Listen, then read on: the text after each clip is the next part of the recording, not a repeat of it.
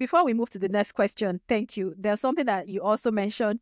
I don't just want to leave any stone unturned, especially because resume is like the fundamental, into building any successful career, into getting into any role. It gives you it's like creating the first impression. So as many things, as many sections that comes to mind, whether I have them written down, because of course this is meant to be a conversation. My questions are just to provide a guide.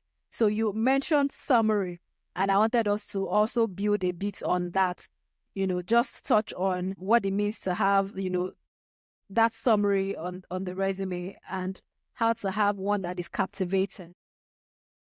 Yeah, that's a great question. I'm glad you brought that up again because I believe strongly in that.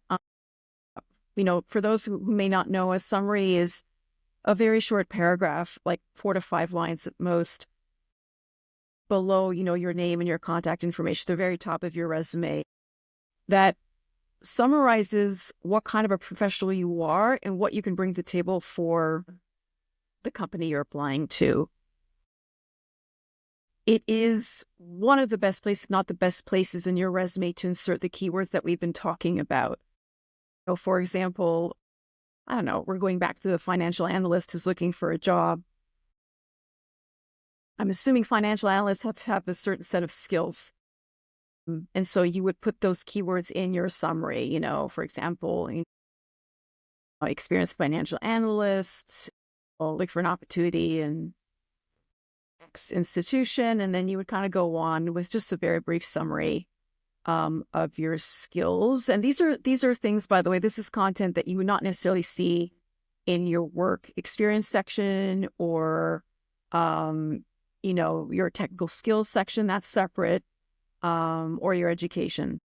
And I would say that I've seen a shift in the last few years. I don't know if it was triggered by the pandemic or not, but there are more and more companies that are divesting themselves the requirement of cover letters for their job applications, which means that candidates just have to submit a resume, which is great because it's less work for you as a candidate.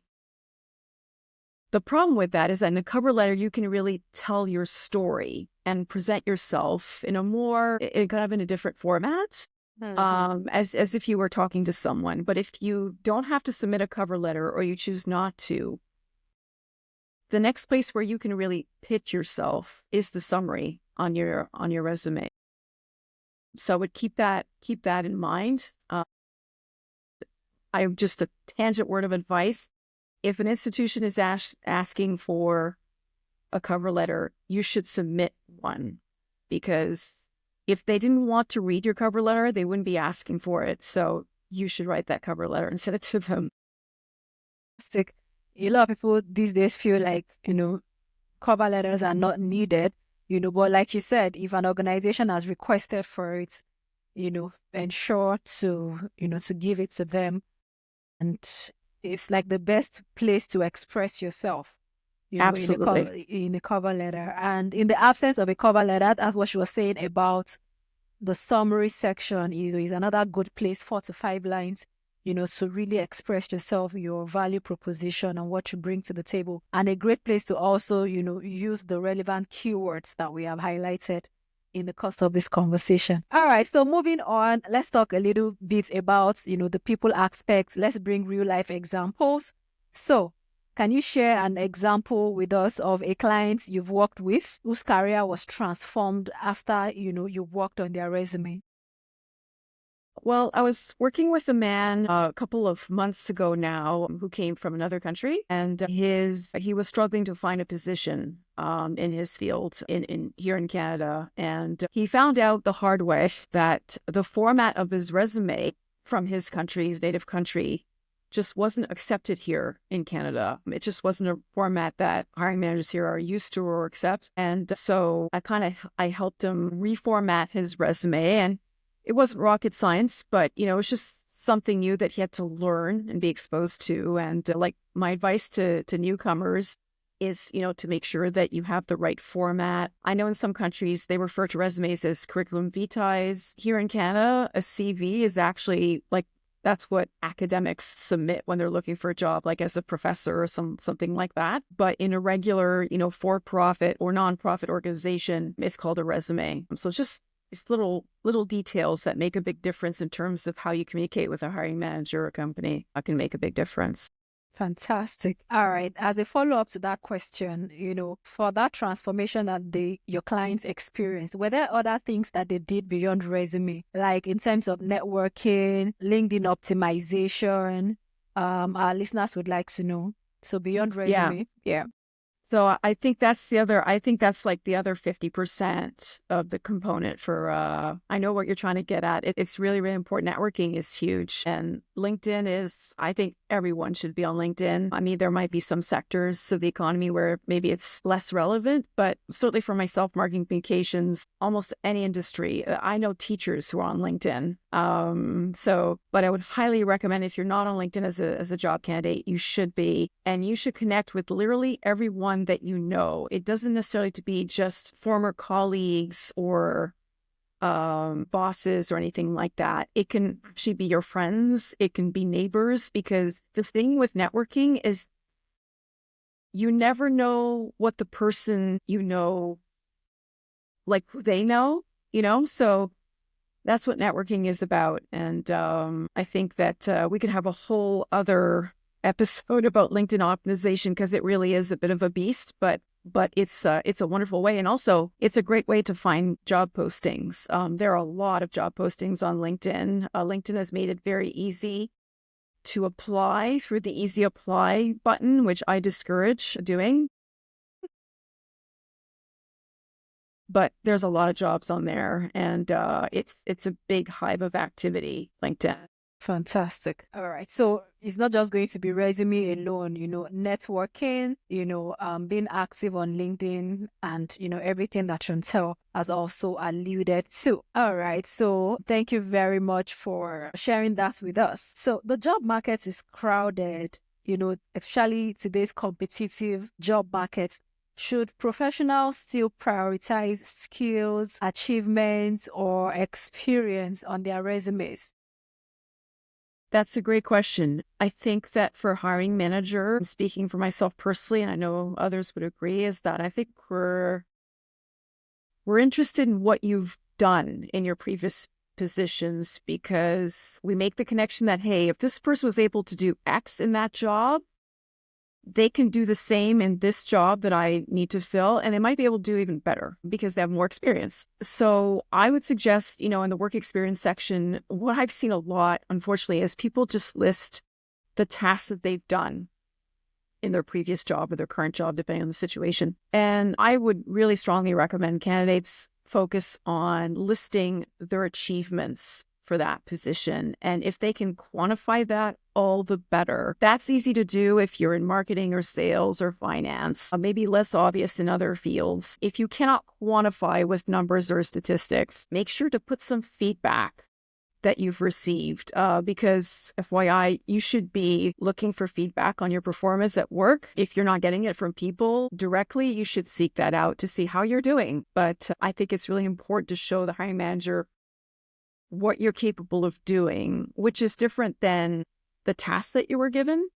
That's still very much important, because, that was my question. Should they still prioritize such things? And you've been able to, justify that instead of, just a list of responsibilities, showcase your achievements, because that's what tells the hiring managers that if you've done it before, then, you're able to do it, in the current role, as against what most of us are used to, of just listing, our task, the responsibilities on our resume. So as against having that, having our achievements. And also you said something very critical, that people should seek for feedback. And I feel like if you could help us, touch more a bit on that as well. How can people seek for feedback on their role? Because some people are just used to, as long as I'm getting my job done, whether that my line manager or the people that I work with say anything about it or not, it doesn't matter, as long as I get my paycheck at the end of the day. So why should they really, seek feedback on their job? Why is that important? Well, I mean, for yourself personally as an employee, I think you want to know where you stand with the organization. People do get fired for poor performance. So if you're not performing well, you need to know so that you can correct that and, keep your job. That's the obvious reason. But I think it's important to seek feedback because you want to build on your achievements, right? Like you want to have some momentum in your career, no matter where you are in your career, whether you're starting or you're where I am with, decades of experience. And it's just very motivating to get feedback. And even if you get negative feedback, hopefully constructive feedback, there's essence to be gained from those, from those pieces of feedback. And you also have to keep in mind that, not everything that we do in our job works out. Sometimes, we don't do a great job, and that's okay. Not everyone has great days all the time. And I think it's important to analyze the feedback that you get, both negative and positive, and see if there's any patterns. I'll give a tip. Like I have, this sounds a bit cheesy, but I have a little fan mail sub inbox in my Gmail at work. So whenever I get like people commenting on my work or whatever, I just throw it in there. If you're having a bad day, it's nice to go back in that fan mail inbox and you see actually, like you're actually a decent professional, you're doing a good job.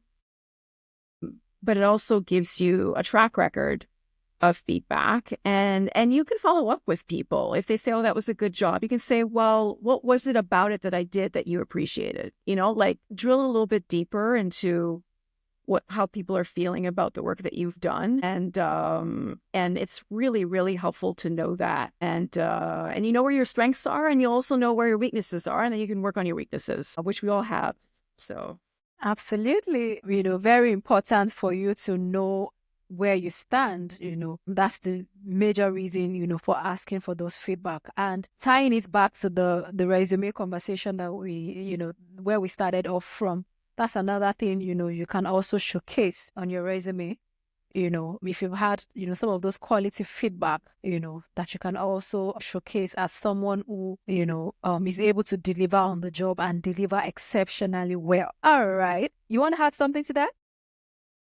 No, I think you summarized that beautifully. Okay, fantastic. All right, so now let's talk about newcomers in Canada. Many newcomers struggle with resume formatting, Canadian employer expectations, how to frame their international experience in a way that resonates with the Canadian employers. So what advice would you give to newcomers in Canada to adapt their resumes, to fit the Canadian job market? That's a great question. I would say to newcomers that the first thing they should do is, go to an employment agency. I can't remember what the name of the entity here is for the federal government in Canada, but they have resources for job seekers, and they're well aware of, the challenges that lie ahead for newcomers that come to this country. And you can also speak to someone like me or other career or resume specialists.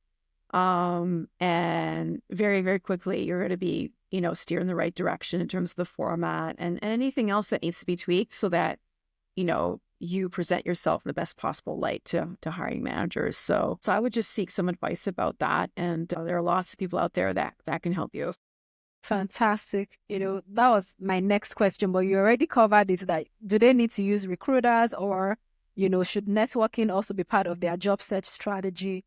Should they seek career coaches who can guide them? And I think that pretty much explains it. So there you have it, dear newcomers in Canada. Look for the people who have the experience, and how resumes in this climb works. So they can help you to adapt your resume to fit within the Canadian context. Thank you. All right. So this particular question is very dear to my heart because I found myself along this line some years ago. And I'd really like to hear what your own perspective is. If someone is revisiting their resume after a long gap, what should they focus on first? How do they address the career gaps? Because it can really be a challenge. What strategies can they employ? How do they highlight their strengths despite a career break? That's a great question. I can relate to that personally. I took a 5-year maternity leave to have and raise my children who are now older. teenagers. So I actually have been through this myself personally, and it can be challenging. A couple of things. I think first, you have to decide if you want to reinsert yourself back into the kind of career you had before your break. If you do, then you just have to kind of revisit your resume, kind of take the dust off and refresh it. Maybe you didn't update it after you left for your break. If you did not, then you obviously should. As for addressing the gap, I would just be honest with hiring managers about that. They know that some women take some time off to be with their children. That can be easily explained. It's nothing to be ashamed of. You can just say it. It doesn't make you less of a competent professional. What I would say to people who have a gap and who want to stay in their career is make sure you keep up with the trends in your career and your particular market, because things move at a really fast pace. I don't know if we were talking about AI 5 years ago. I don't remember if we did, but it feels really new to me. And now it's all over the place. So it's just things like that. The second bit is if you took a break and you decide you want to pivot your career coming out of the break and you want to do something different, I would say look at the experience that you acquired before your break and see if there's any transferable skills, what I call soft skills, things like communication, organizational skills, et cetera, that you can apply to the career that you want. Now, it really depends on what kind of new career you want. You may have to go back to school. If you do, then you need those new credentials, right? You need that diploma or that certificate to put on your resume. So you got to take the time to acquire that. It really depends on the situation. But I would say first, try to see what experience you've acquired and see how you can transfer some, if not all, of those skills into your new career. I know a lot of people out of their break, they decide to become entrepreneurs and start their own businesses. That's a whole other thing because you're working for yourself. But that would be my advice. Fantastic. All right. So I have a follow-up question to that as well. How can they leverage things like volunteering, freelancing, or certifications to bridge some of those gaps? Sorry, what? How can they leverage volunteering, freelancing, or acquiring certifications to fill some of those gaps? Yep. Well, that's a great question. I would include those things in your resume if they're relevant for the job that you're applying for. Volunteer work is very valuable, not just for the organization that you're serving, but it's also valuable to you because you probably will acquire skills in that volunteer position that you wouldn't have acquired otherwise in a paid position, right? And that's been my experience anyway. So you should put those down in a resume. And, if there's some skills you acquired in those other activities, you can put those in your summary. For example, I would suggest you have a separate section for volunteer work, but I would not discount those experiences if you feel they're relevant for the job that you're posting. Okay. So I wanted us to sort of tie it into the people who are addressing career gaps. So that question is like an offshoot that if one of the things that they can do to also stay ahead whilst they are taking a career break is to also leverage like volunteering, like freelancing, Yeah. that's like Yeah. I feel like those experiences are a great bridge between two kind of, paid positions. They keep you busy. One, they also keep you kind of current and relevant in the job marketplace. And organizations are appreciative of that. Volunteers all have a great reputation. So it's not a bad thing to have on your resume, but they are great bridge makers, I feel, between two positions. And they keep you in touch with society and what's going on in society. There's only so much that you can glean from what you see online or in the news. You really have to get out and muck about, with organizations who need help. And it's a great way to do it. Fantastic. Thank you so much, Chantel. We've come to the end of our five core questions for today. But before we wrap up, let's have some fun with a quick round of rapid fire questions. Just say the first thing that comes to mind. Don't overanalyze it. Let's just have some fun. Of course, if you want to explain a bit, it's fine, but just, keep it simple. So one resume mistake that instantly turns off employers, what would that be? Me, it's spelling mistakes. Spelling mistakes. Yes. Yeah.